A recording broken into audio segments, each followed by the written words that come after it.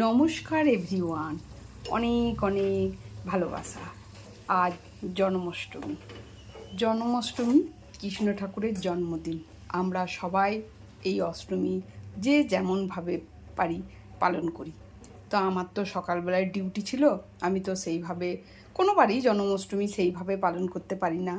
আমি ওই বিকালে আসার পর ঠাকুরের জন্য একটুখানি, যেহেতু ওনার বার্থডে বলে কথা, একটুখানি লুচি, পায়েস, একটুখানি পনির আলুর তরকারি, আর একটুখানি ওই তাল বড়া, আর দোকান থেকে মিষ্টি কিনে নিয়ে আসি, ওই মিষ্টি, ব্যাস এই দিয়েই আমি কৃষ্ণ ঠাকুরের জন্মদিন পালন করি।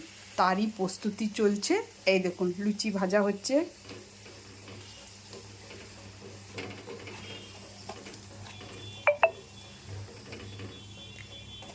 আর এইদিকে এই যে পায়েস করে রেখেছি হাঁড়িতে, এই যে পায়েস করে রেখেছি।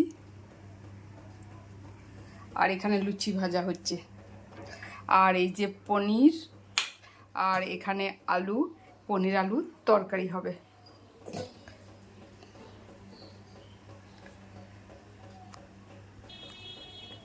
একটুখানি এই যে তালের ফুলুরি করে রেখেছি। এই দেখুন, ব্যাস এইভাবেই প্রস্তুতি আমার শুরু।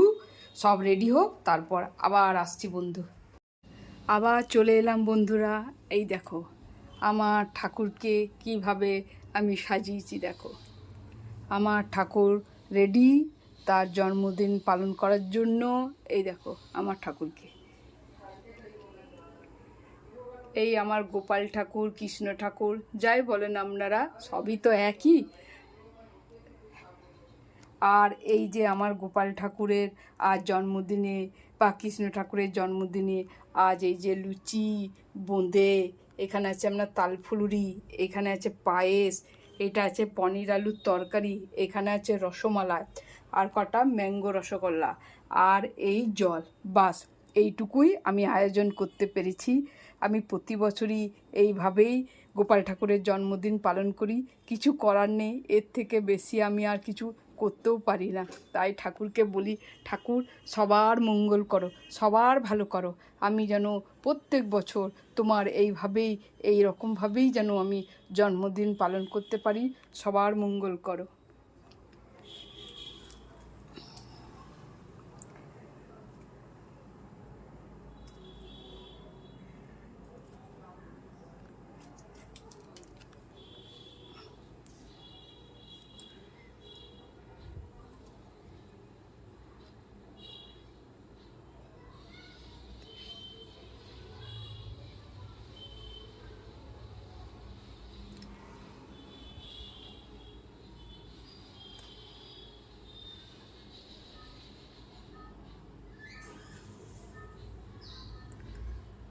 আবার একবার বলি সবাইকে শুভ জন্মাষ্টমীর অনেক অনেক ভালোবাসা ও শুভেচ্ছা।